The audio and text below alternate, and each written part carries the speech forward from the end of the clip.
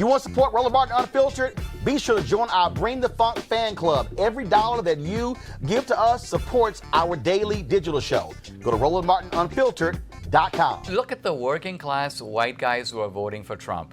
What are they getting out of racism? Nothing. Are they exploiting blacks in any way? No. Are they discriminating against them? No. Do they have jobs to give them that they're denying them? No. So why do they believe it though? Why do those white men believe that, oh my God, they're taking our jobs? The focus groups data show it. The concerns of the white working class have far more, I think, to do with illegal immigration, because there is a competition for jobs. You don't deny that a guy coming across the fence who's willing to work for less is an economic challenge to a guy who's living on the margin. Well, so there is a competition for jobs. So his fear is not irrational in that sense. It's not anti-Mexican. Look, if there were Chinese guys or Indian guys or guys from Ireland across the border and they were swimming across the Rio Grande, you'd have the same concern. So why then, when you look at the focus group data, then when you look at the studies that are done, where you have a racial animosity among those white Trump voters that exist?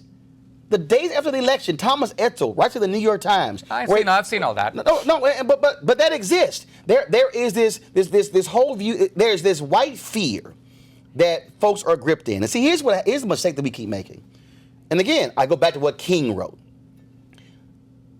And Bernie Sanders just talked about it. He said, well, these people are not necessarily racist, but they were uncomfortable voting for this guy right over here. The issue that we still have is, the problem we have in this country, we go, racist. No, they're not racist.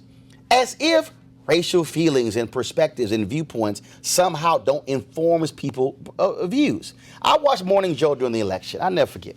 They were talking about, well, with these white men, the wages of white men, working class men have only gone up 3% since 1972, something along those lines, and for black men it's gone up 12%. And I'm going to tell them at home going, well, what the hell were the wages before 73?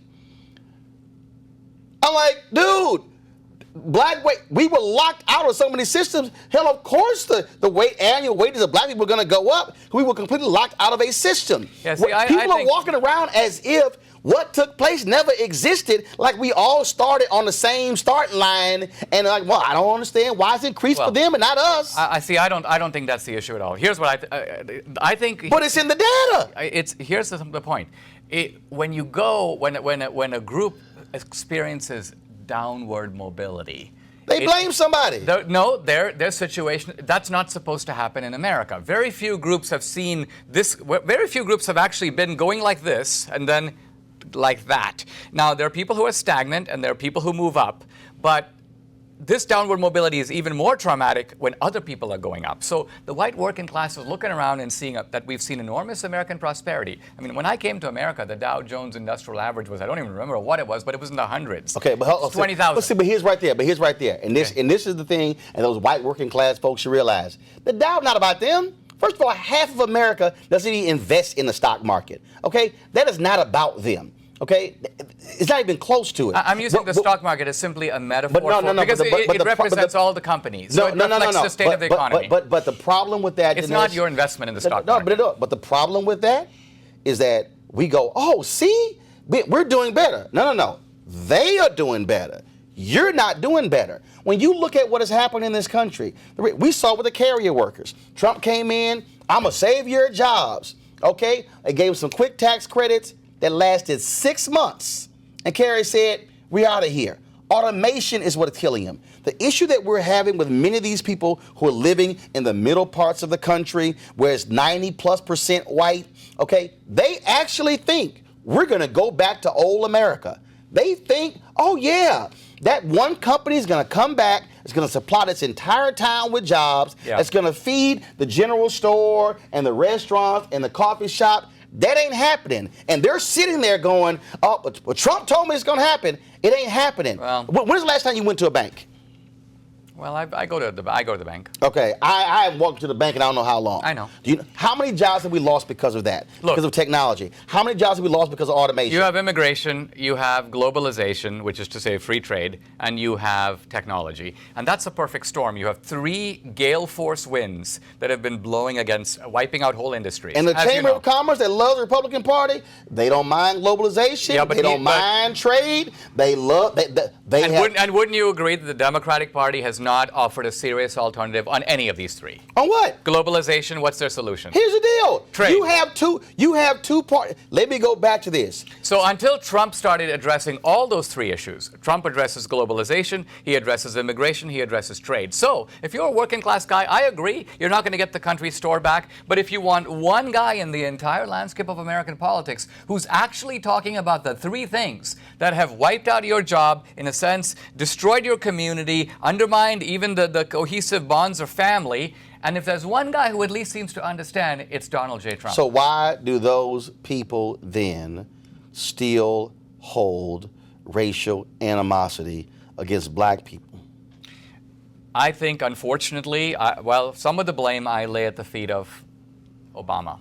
How? Because I think that Obama used, in an Alinskyite way, racial polarization as a tactic. How? Give me an example. Well, in Obama's case, there was ever a direct attempt to address these African Americans. I never saw Obama in the inner city. I never saw him actually talking about those issues. But what he would do is he would look for incidents. The Ferguson riots, for example, were really good. Before you go there, you say I didn't see him in these inner cities. You do know he was a black man, right? I'm not saying he never. No. Let me walk you through it. I do know. You do know he's a black man. I do. And you do know, being the first black president, you had white resentment as to, okay, Miss PT, I'm gonna talk to you as being a black man. When you're a black man in a white America, what happens is there's a duality that exists. There's a game that you have to play. You've got to talk a certain way, dress a certain way, act a certain way. And what happens is the things that you do in order to move forward in this society, to appease mainstream, is to operate in a certain way. So I can't talk about certain things. I can't address certain things. I can't go certain places. I'm telling you, I spent 6 years at CNN. It was the same thing. It was like, oh no, you shouldn't say that. You know what? You should sort of dress this way because that'll be let me ask you this. No, but I'm following me. For Obama, his whole deal was, and he said it. He said, I disagree with him, but he said, I can't do specific things for black people because then I'm going to get accused of, oh, you're helping the blacks. 1 year into his term, 1 year in, I never forget, CBS did a poll, and it was on the Tea Party, and 25% of the Tea Party people said Obama is doing too much for black people. I saw that poll and I busted out laughing because it was hilarious. And I'm going, show me please. Obama understood that if I do what you talked about, I'm going to get nailed in white America. So you know what? I got to be about race neutral. I got to speak about policies that lift all boats. That was a language that he used. I understand what you're saying. And that's what happened. Look, I agree that with regard to issues like affirmative action, Obama had to tread carefully because he had to show... No, not affirmative action. No. Let me say what I'm saying. What I'm saying is that the areas that have the deepest urban blight are under the control of the Democratic Party. The mayors are Democratic, the city officials... Who are the governors? The governors are Democratic. The governors are the whole state. But I'm just saying... Yeah, but also the governor's still over that area. The governor oversees the whole state, I agree. But I'm just saying there's a whole educational establishment. But you can't. See again. Here's what I'm saying. Obama had. You go ahead. Well, all I'm trying to say is, if somebody wanted to create an entrepreneurial revival in inner cities, that's not targeted to blacks. It's aimed at improving our cities. Our city life is terrible in this country. Okay, so Dinesh, how do you then completely ignore when Obama was trying to present that level of agenda that got blocked by Republicans? Because Obama had an anti-business gene that he seems to have. We don't need to debate this, but he had a resistance to entrepreneurial capitalism. No, he didn't. Yes, he did. He didn't. Yes, he did. See, here's the deal. You can't have it both ways. You can't present this argument that, well, Obama didn't do this, and we're going to blame him for it, and then as if Republicans were sitting there going, you know what, we were more than welcome this legislation. They weren't. Their deal was, we're not going to pass anything that you actually want. And when you talk about still blaming Obama, that's just nonsensical. What you had here was you had these incidents that were happening across the country, and there were people who okay, we don't want you to address them. Even when he addressed the issue with Skip Gates in Cambridge, it's as if Sean Hannity never even heard what he said. They said, oh, he called the cops stupid. No, he didn't. What he said is they acted stupidly in arresting him after it was determined he lived there. That's what he said. I listened to it multiple times, but they took that as saying, oh, Obama hates cops. He called them stupid. That was a lie. What he was saying is, yes, it was stupid to arrest the man after you've already established that was his house. And every black person who was watching it going, yeah, no kidding. Hell, I live there. Why in the hell would you arrest the guy and that's his house? But Obama gets criticized for that. His white advisors come in. Hey, we got to downplay this. We got to knock this thing down because, you stepped in it. Obama said, hell, I'm not sitting there walking that thing back. Get the hell out of the Oval Office. Then they go back. No, he's got to walk it back. 2-3 days go by. It's all on conservative radio. It's all on Fox News. Now we got to have the beer summit. That point right there, Obama gets gun shy on the issue of race because how he was attacked for a comment he never made. Hey fam, I want you to like, share, and subscribe to our YouTube channel, youtube.com/Roland S. Martin. And don't forget to turn on your notifications.